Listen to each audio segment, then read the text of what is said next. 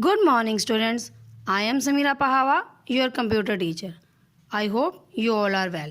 Students, last week we started chapter 3, Word Processor, Tabular Representation, and we learned about different ways of inserting tables in MS Word. Today we will learn, after drawing a table, which changes can be made in the table.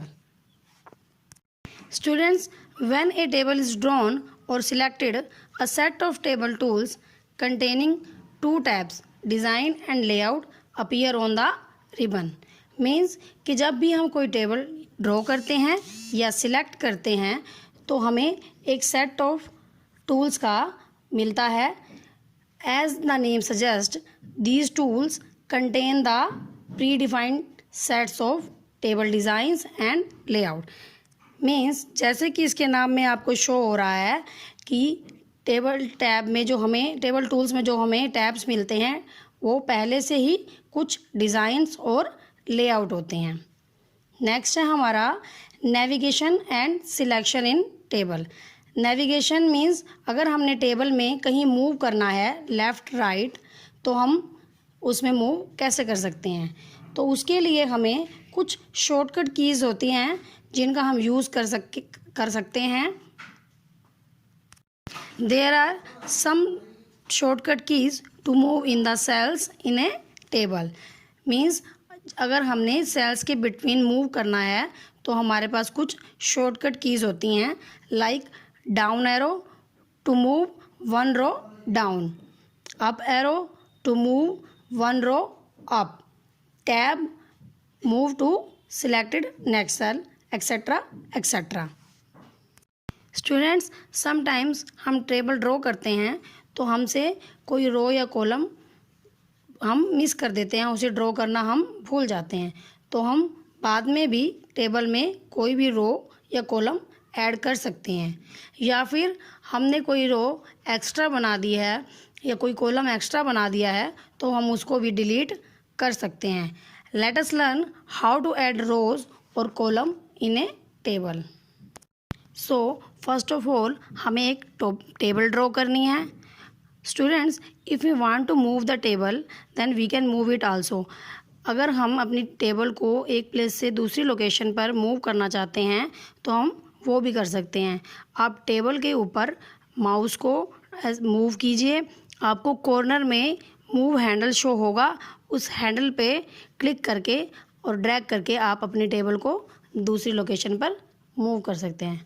Now adding rows and columns.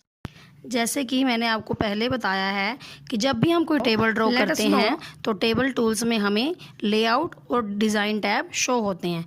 तो रो add करने के लिए या column add करने के लिए first of all हमें layout tab पर क्लिक करना है. लेआउट टैब पर क्लिक करते ही हमें यहाँ पे रोज़ और कॉलम्स का एक ब्लॉक शो होगा.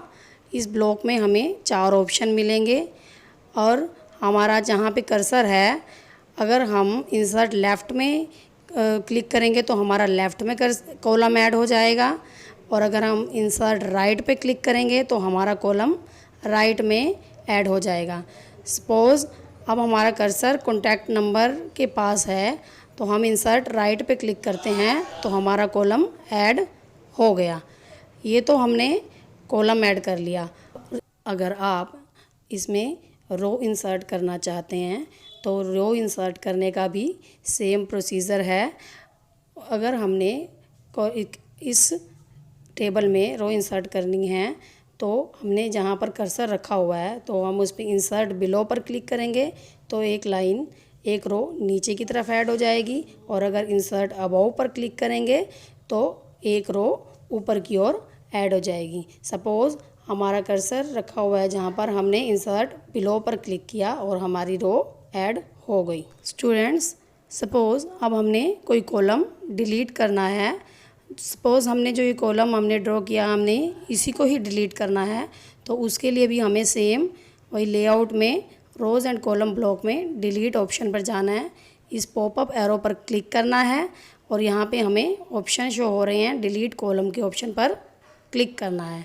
सेम है, अगर हम कोई रो डिलीट करना चाहते हैं तो हम रो भी इसी प्रोसीजर से डिलीट कर सकते हैं। अब हमें सेम डिलीट पर जाना है, then popup arrow and then delete row.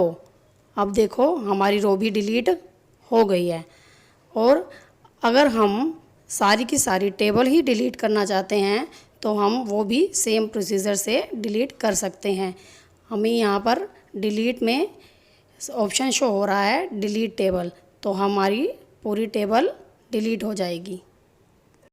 The rest of the lesson we will read in our next class. Thank you. Have a nice day.